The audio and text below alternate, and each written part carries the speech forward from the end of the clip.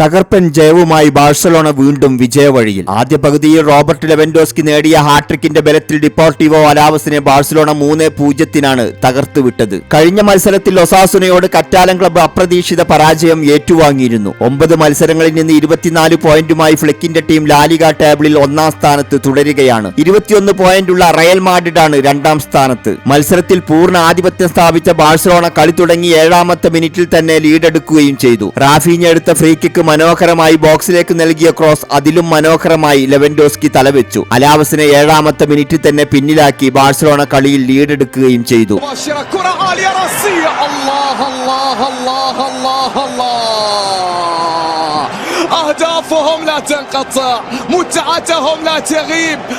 നിരന്തരമായ ആക്രമണങ്ങളോടെ അലാവസിന്റെ ഗോൾമുഖം വിറപ്പിച്ച ബാഴ്സലോണ 22-ാമത്തെ മിനിറ്റിൽ വീണ്ടും തങ്ങളുടെ ലീഡ് വർദ്ധിപ്പിക്കുകയും ചെയ്തു. ഒരു അലാവസ് ഡിഫൻഡറെ മറികടന്ന റാഫീഞ്ഞ ഒരിക്കൽ കൂടി വലത് വിങ്ങിലൂടെ ബോക്സിലേക്ക് ഒരു ലോ ക്രോസ്. ഒട്ടും പിഴക്കാതെ ലെവൻഡോസ്കി തന്റെ 2-ാമത്തെ ഗോളും നേടി.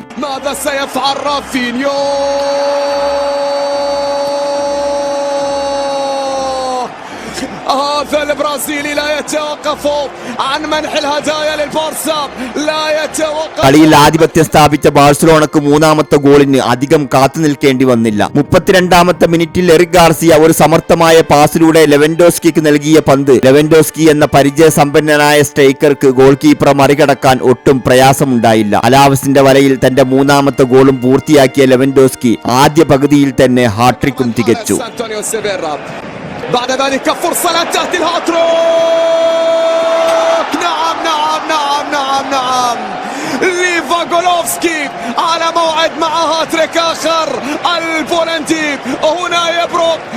ഈ വിജയത്തോടെ 9 കളികളിൽ നിന്ന് 8 ജയവും 1 തോൽവിയുമായി 24 പോയിന്റുമായി ലീഗിൽ ബാഴ്സലോണ 1-ാം സ്ഥാനത്ത് തുടരുകയാണ്. നിങ്ങൾ ഈ ചാനൽ സബ്സ്ക്രൈബ് ചെയ്തിട്ടില്ലെങ്കിൽ ദയവ് ചെയ്ത് ചാനൽ ഒന്ന് സബ്സ്ക്രൈബ് ചെയ്യുക.